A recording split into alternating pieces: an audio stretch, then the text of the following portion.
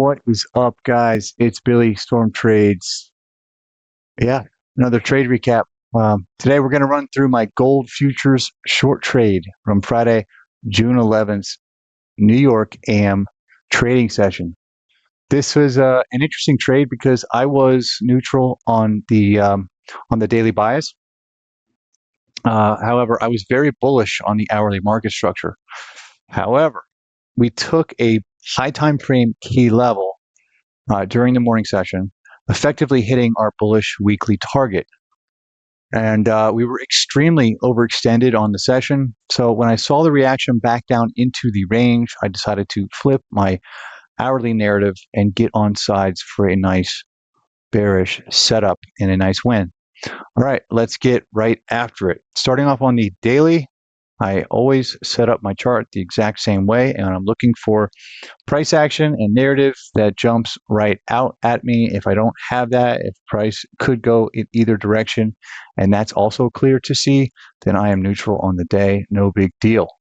First things first, I'm going to draw out the previous daily low here. And, hold on. Here we go. And the previous daily high. Move that over. Like that. And I also want to draw a fib from the previous daily candle just to sort of see where we are. As you can see, we opened in the upper quadrant of the previous daily candle, and we have just absolutely skyrocketed upwards overnight, right? So the Asia session was extremely bullish, and price will run from internal range liquidity to external, and then vice versa. And I don't typically want to take longs just blindly from swing highs. And just like I wouldn't want to take a short from a swing low, right? I like to short swing highs and long swing lows. We did have a liquidity rate down here just to sort of see, right? We're watching narrative, right? So we had a liquidity rate, and then a move back into the range with almost 3 straight days where we had expansion candles. And this is why I was a little bit conflicted, right? So if I didn't see this, I probably would have been 100% long bias. However, we are currently above when we're looking at the charts. Okay, in the morning, we were currently above a daily swing high. Now, it looks clearly like we're going to blast right through this, but a daily candle, there's a lot that can happen, right? This could just be, at the end of the day, this could have just been a large wick. So that right there was a big tell for me that I don't have a very clear bias. Also, something to take note of, we had a very high, very important key level here. We had a previous weekly high that we were tapping into, right? So big liquidity pool here, still could wick down below the swing high, even though price was displacing higher. For me, this is a very simple neutral bias. I could see price going either direction, especially after hitting these key levels right here. So I'm neutral and I'm moving on. Now I'm going to the hourly time frame. Let me pull up the hourly chart here. All right, now the hourly, it's Friday, so we have an entire week's worth of data to review, and that's always cool, right? That's why Friday sometimes could be great, because you have a lot of information that sort of tells the narrative. First things first, I want to make note that we had our first real change in the state of delivery here on Wednesday. Okay, so this was like a Wednesday reversal for those of you who do our Wednesday low of the week, for those of you who do ICT daily profiles or weekly profiles, whatever they are. So anyway, after this change in state of delivery, we've been up ever since then. So I always typically run a fib from the swing high to the swing low, and just to sort of see throughout the week, did we hit these levels? And it's interesting, right? Once we hit the -2, -2.5, we had a retracement. And then once we started closing above the -2.5, we went all the way up to the -4 to -4.5. This right here, right?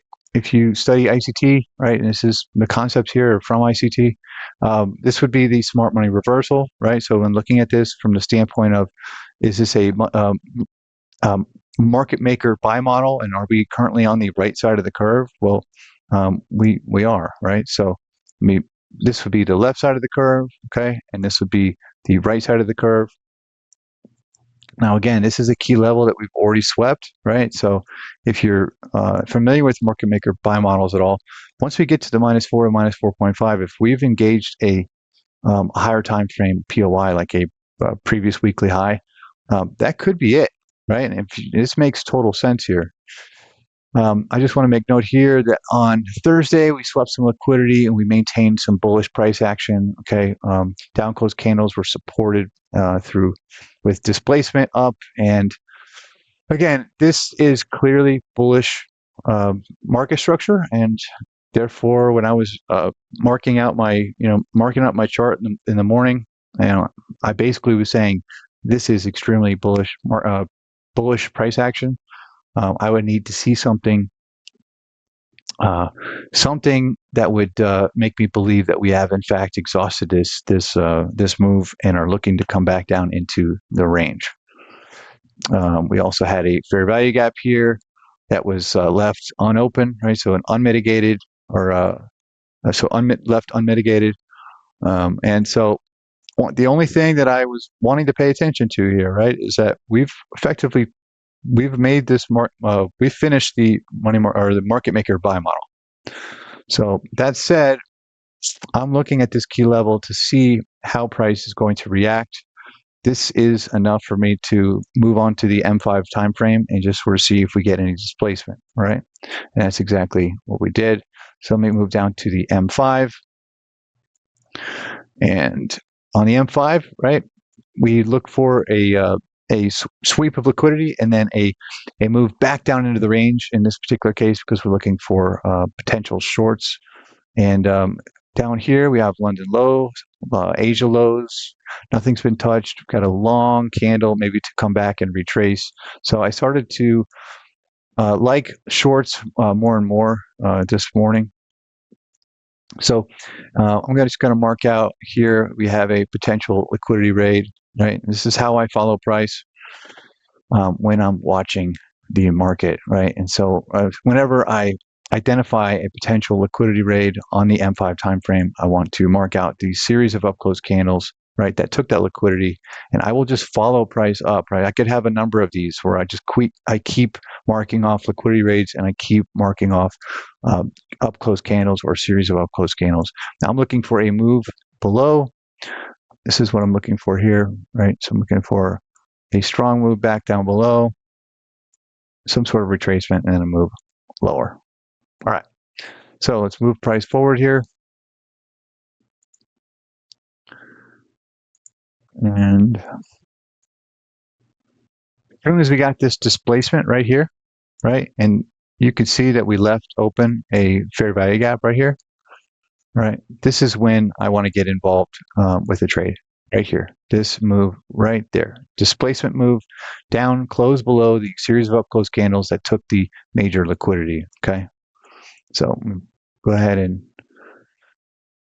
put this right here, and I want to make note here that we had this M5 fair value gap that was unmitigated, so I put the stop above that, and we were getting close to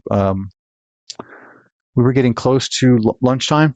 Okay, and I don't love keeping trades on during lunch, so I wanted to see where we could have some liquidity, and I noticed some low resistance liquidity down here, but also some fair value gaps that were in this region, right? So I was just trying to. Obviously, I would have loved to have taken this down here for over 2R, but the way it was, I just looked for to see how much I could get prior to lunch. Ended up being around 1.7. So let me put in a buy order or a sell order here. Stop above the fair value gap and take profit right there. And we had nice delivery and a beautiful win. Okay, I took that off a little bit earlier than I probably would have liked to, but a win's a win, especially on a Friday. Okay, this is a really good example of sort of really understanding narrative. And once we've reached high time frame targets, that could be a very good spot for reversal. Hope you guys got anything out of this at all. I really appreciate anybody who watches these videos. Like, subscribe, comment. And you guys have a great weekend. Bye bye.